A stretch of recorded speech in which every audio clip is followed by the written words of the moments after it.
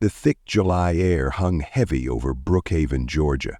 It was the kind of morning where the humidity clung to your skin, the asphalt shimmered under the sun, and the town buzzed with the slow, methodical rhythm of another ordinary day.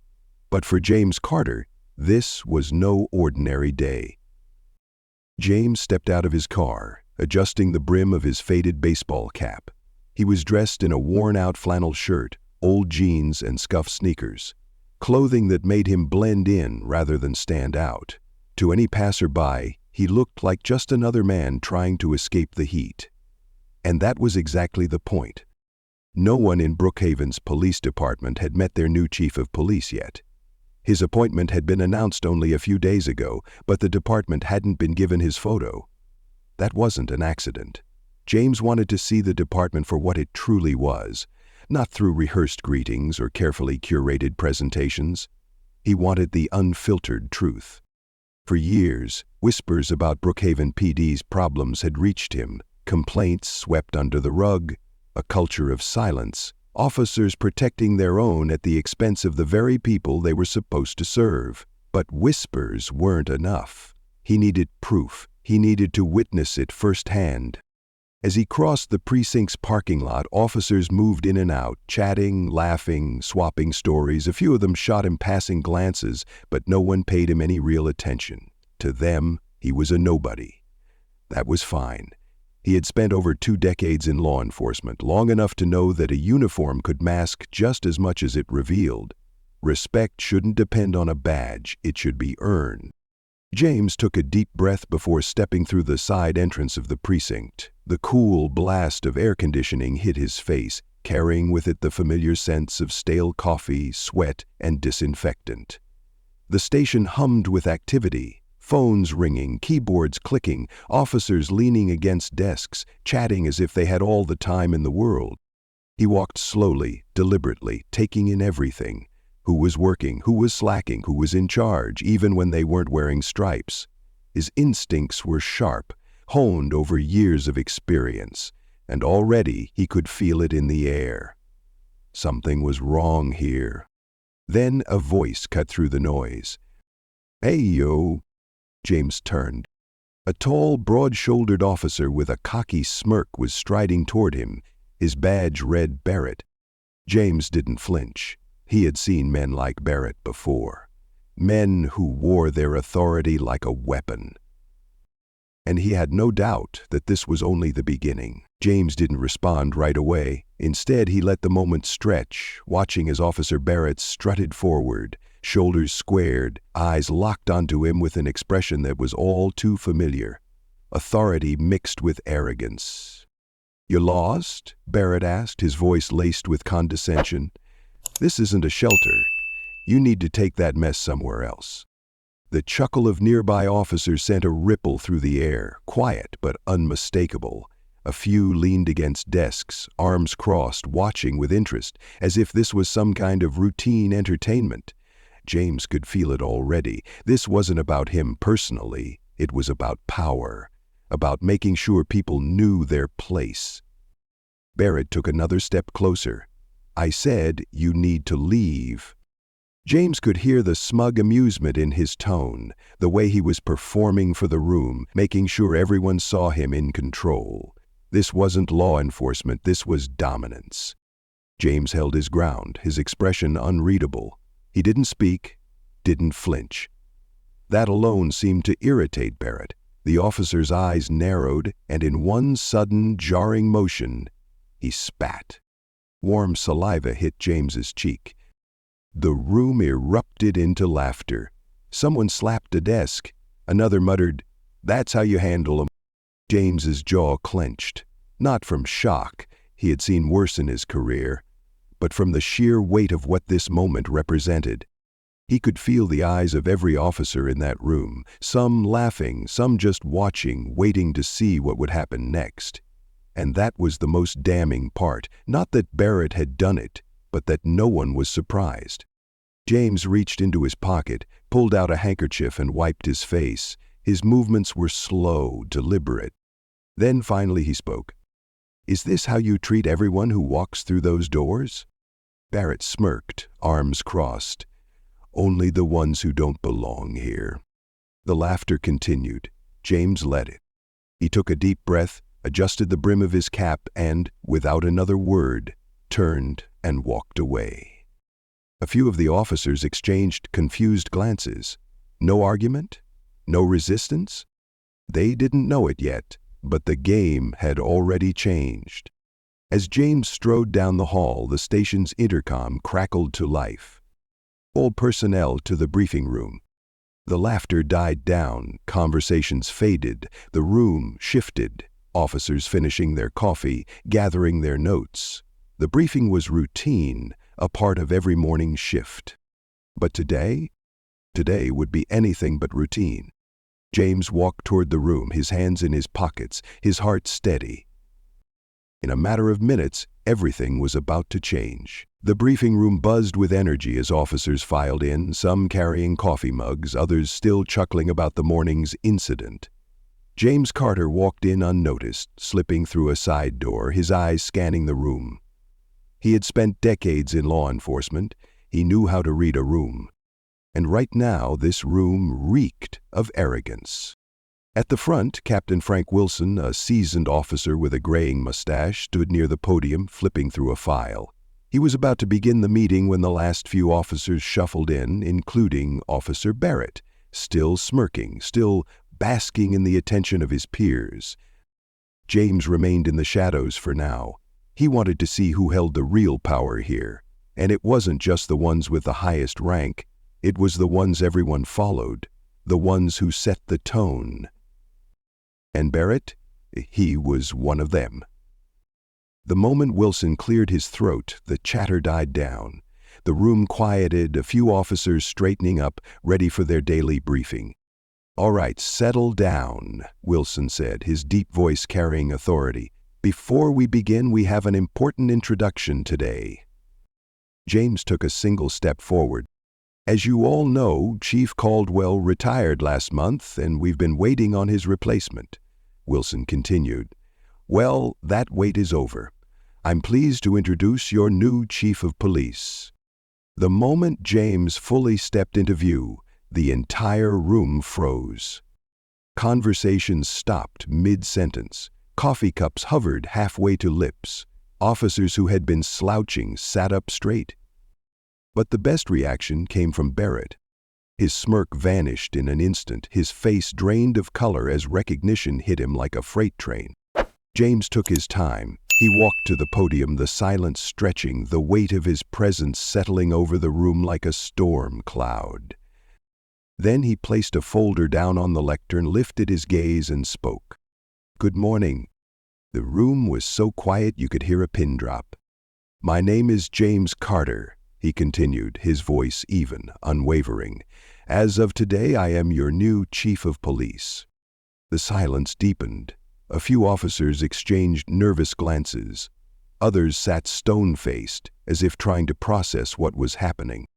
James's eyes locked onto Barrett, holding the gaze a fraction longer than necessary.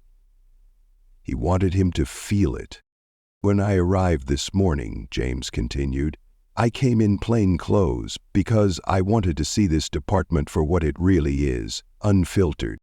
A murmur rippled through the crowd, but James raised a hand, silencing it immediately. What I witnessed was eye-opening.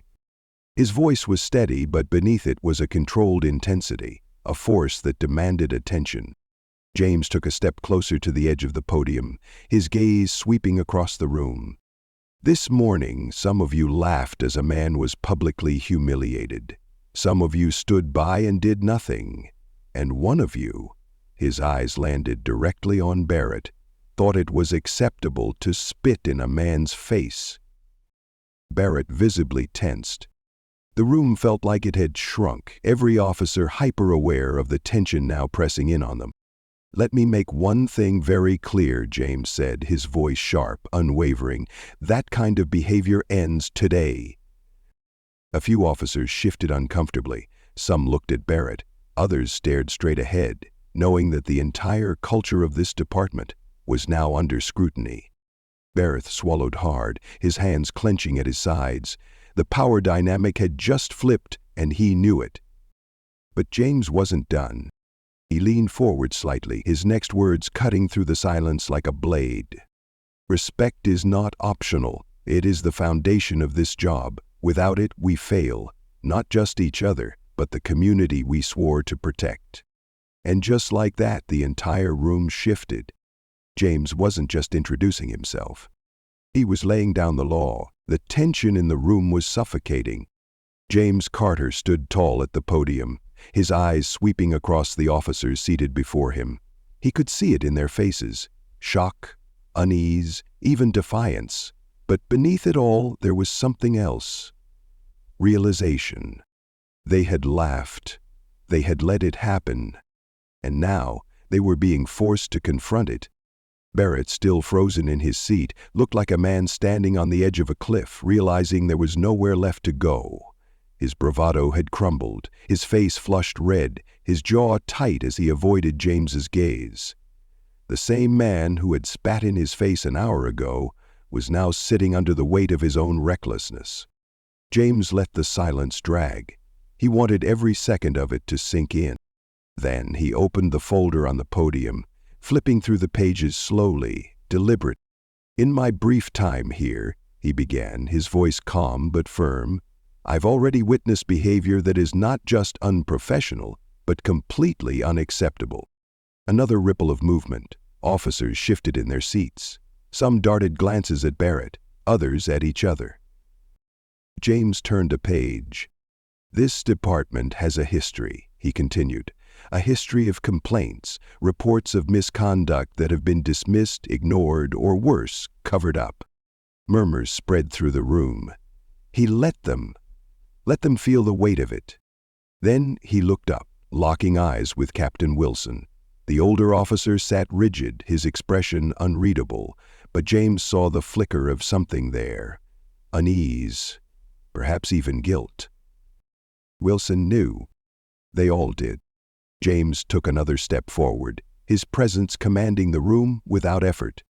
This morning, Officer Barrett felt comfortable enough to degrade a man in front of his peers, without hesitation, without fear of consequence. He turned his attention back to Barrett, who had gone eerily still. "Why do you think that is?" James asked, his voice cutting through the silence like a blade. No response. James nodded, as if the silence itself was confirmation. "Because this department has made it clear through inaction, through silence, that this kind of behavior is acceptable." Barrett's fists clenched, his body language screaming the words he wouldn't dare say aloud. But James wasn't interested in his excuses. He turned back to the room. "Let me make something very clear," he said, his voice unwavering. "That era, the era where bullying, discrimination, and corruption were just part of the job, that ends today." The murmurs stopped. The silence turned heavy.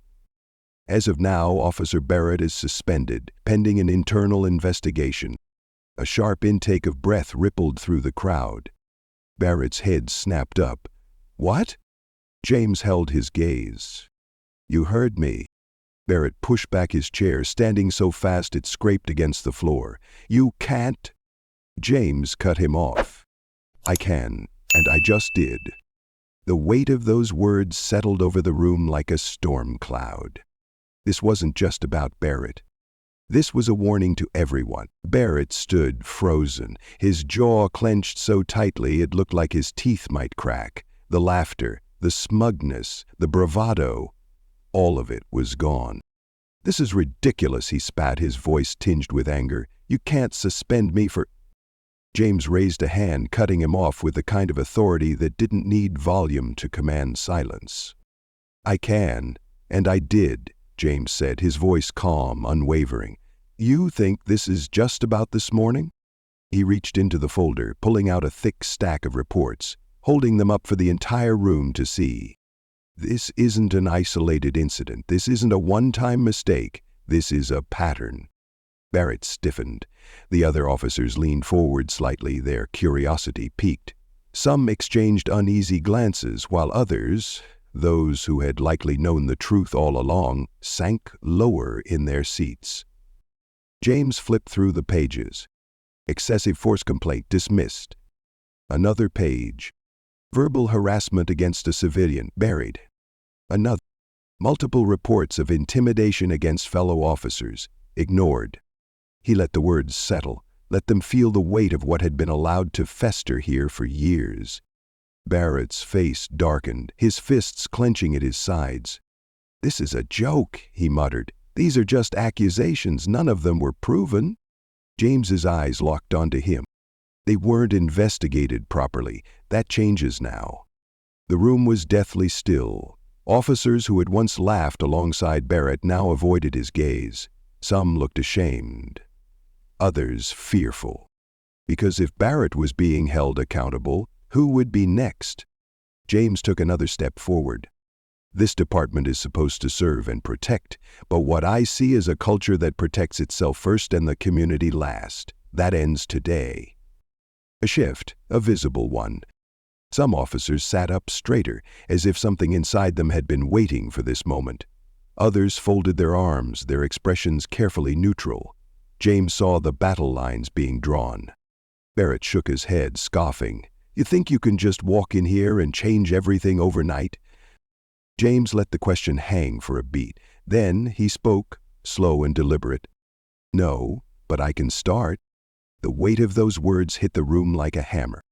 James turned his attention back to the rest of the officers. "For those of you who think this is just about one man, let me be clear. This is about all of us. What kind of officers we want to be. What kind of department we want to have. If you're not willing to rise to a higher standard, then this isn't the place for you." Barrett gritted his teeth, his last shred of confidence slipping. James took one final step toward him, lowering his voice just enough that only he could hear. "You spat in my face today, Officer Barrett, but what you really did was spit on the badge, on everything it's supposed to stand for." Barrett's face flushed with humiliation, his hands trembling with barely restrained rage. James let that moment sink in. Then, without another word, he turned back to the podium. "This is just the beginning," he said to the room. "Change is coming, and it starts now." And with that, the meeting was over. But for Brookhaven PD, the reckoning had only just begun. By the next morning, Brookhaven PD felt different. The air was thick with something new, unfamiliar, unease. Officers moved through the station with a careful tension, as if waiting for the next shoe to drop. Because for the first time in years, they weren't just answering to each other. They were being watched. James Carter made sure of it. He spent the day walking the halls, stepping into offices unannounced, watching how his officers worked, how they interacted, not just with each other, but with the people they were supposed to serve. He didn't need to say much. His presence alone was enough. By noon, Officer Barrett's suspension was official. His desk sat empty, a stark reminder that things were changing, whether the department liked it or not. Some officers avoided James altogether, keeping their heads down, moving quickly past him. Others, like Officer Ramirez, took it as an opportunity. She approached James outside the break room, her voice quiet but determined. "Chief, I just wanted to say I saw what happened yesterday." James studied her, young, eager, but there was hesitation in her voice. "And?" he prompted. She took a deep breath. "I've been part of it. The silence, the looking the other way. It's easy to feel like speaking up will just make you a target, but..." She met his gaze. "I don't want to be part of that anymore." James nodded, his expression unreadable. "Then don't." Her shoulders squared slightly. "What can I do?" "Start by doing your job the right way." His voice was steady. "And when you see something wrong, say something." A simple instruction, but in a place like this it carried weight. Not everyone was willing to change. Behind closed doors, a group of officers gathered in hushed tones, whispering about James, about Barrett, about how things were getting out of hand. Some were furious, some were scared. Barrett, still seething from his suspension, was already working on an appeal, claiming unfair treatment. But James was 3 steps ahead. By the end of the week, his team had pulled every single complaint against Barrett from the last 5 years.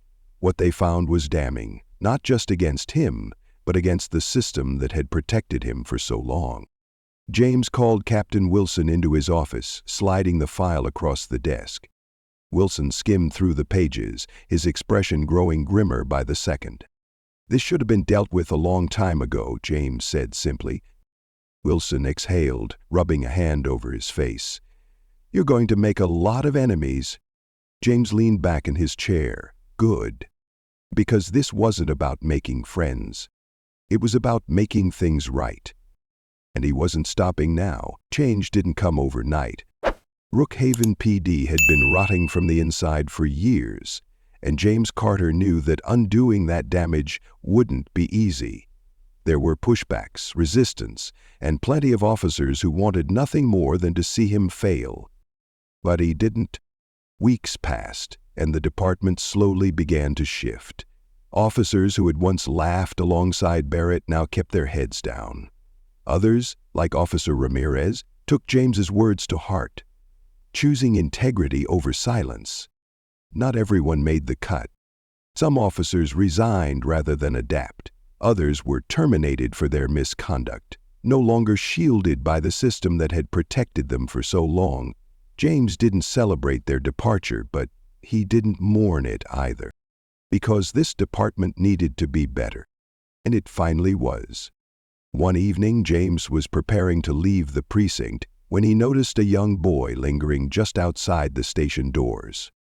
The kid couldn't have been older than 10, his sneakers scuffed, his oversized hoodie hanging off his small frame. He kept glancing at the entrance, hesitant, unsure. James stepped outside, keeping his voice gentle. "You lost, son?" The boy looked up, eyes wide. "You're the chief, right?" James nodded.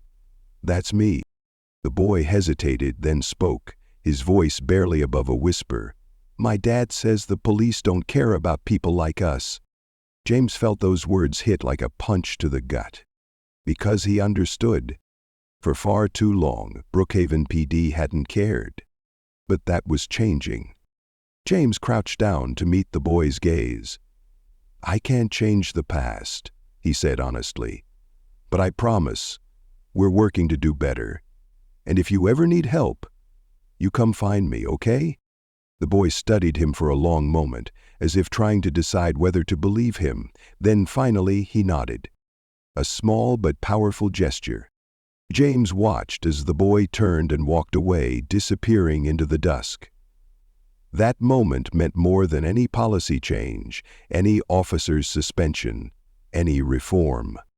Because trust wasn't just given, it was earned. As James stood there, watching the last traces of sunlight fade over the town, he knew that the road ahead would still be long, still be difficult.